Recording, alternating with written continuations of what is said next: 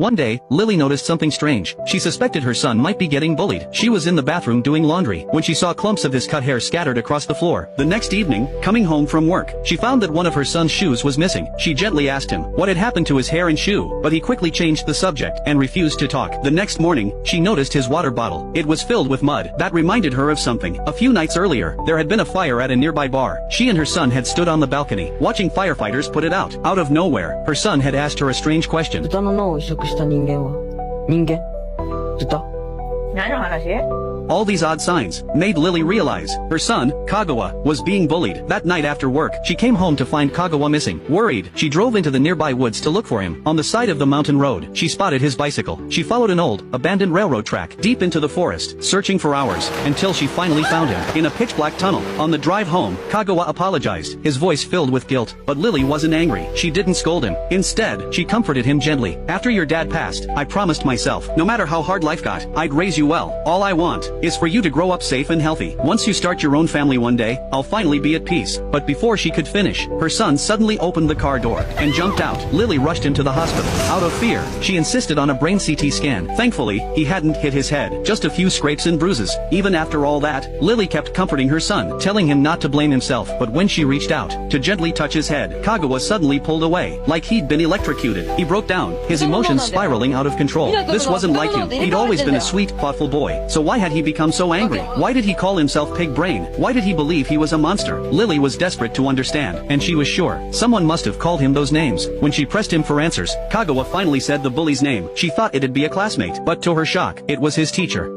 堀先生